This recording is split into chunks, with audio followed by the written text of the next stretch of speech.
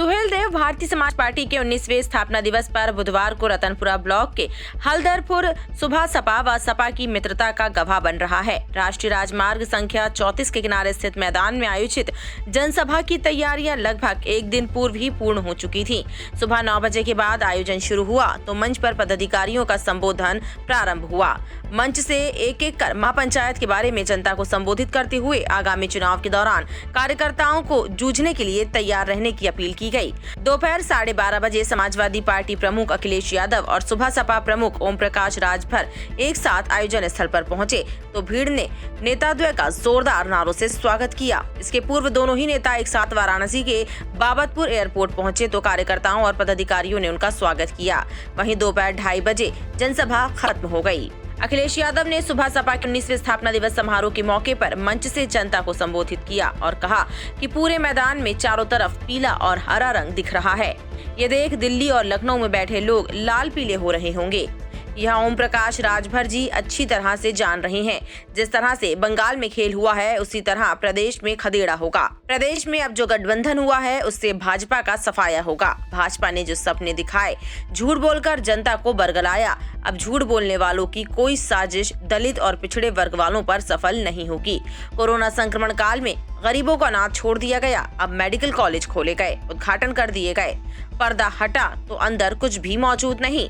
अब लखनऊ वाले दिल्ली वालों के लिए और दिल्ली वाले प्रदेश के लिए झूठ बोल रहे हैं। मऊ में जनसभा को संबोधित करते हुए ओम प्रकाश राजभर ने कहा कि मैं अगले मुख्यमंत्री को लेकर आया हूं। सरकार बनते ही गरीबों का बिजली बिल माफ होगा। दुनिया के सबसे बड़े झूठे पीएम नरेंद्र मोदी और उत्तर प्रदेश में योगी आदित्यनाथ है। अब उत्तर प्रदेश से योगी की विदाई तय है।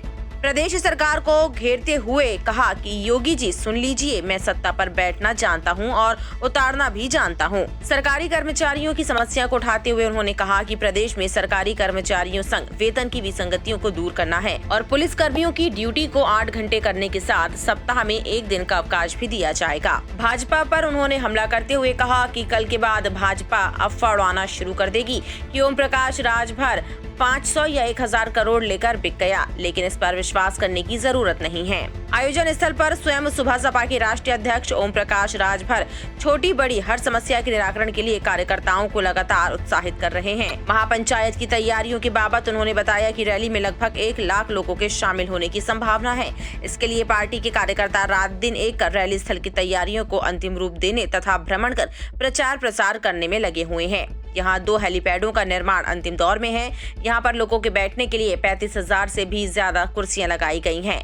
प्रदेश के विभिन्न क्षेत्रों से लोगों को लाने के लिए लगभग 13,000 गाड़ियों की बुकिंग की जा चुकी है। जैसा कि पूर्व निर्धारित है, इस कार्यक्रम के मुख्य अतिथि प्रदेश के पूर्व मुख्यमंत्री और सपा मुखिया अखिलेश यादव हैं। आगामी विधानसभा चुनाव से पूर्व सपा मुखिया ओम प्रकाश राजभर और सपा सुप्रीमो अखिलेश यादव की राजनीतिक मित्रता का भी ये आयोजन साक्षी बनेगा।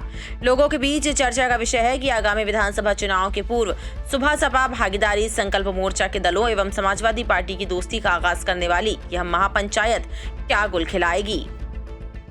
जब कोरोना जैसी बीमारी आई, जिस समय सरकार को सबसे ज्यादा मदद करनी थी, सरकार ने मदद नहीं की, आपको बेसहारा छोड़ दिया। आपके ऊपर कोई मदद का सहारा नहीं रहा। भैया इन लोग को हटाएंगे कि नहीं? आपके सगे संबंधी जो दवाई के लिए न दवाई मिली, न दवा मिला, न हिस्सा मिला, ऑक्सीजन पीछे कहाँ चले जाओ, ऊपर जाओगे। तमाम हमारे लोगों के गरीबों की कोई सरकार ने मदद नहीं की। तो कहने नहीं मांगेगा। जिस समय बीमारी थी इधर हो जाएगा, कोई मदद गरीब की नहीं मिली और बेसहारा होकर के लोगों की जान चली गई। लोगों को अनाज छोड़ दिया।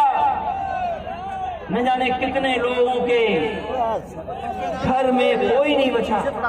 टाइम 8 उत्तर प्रदेश के लिए ब्यूरो रिपोर्ट।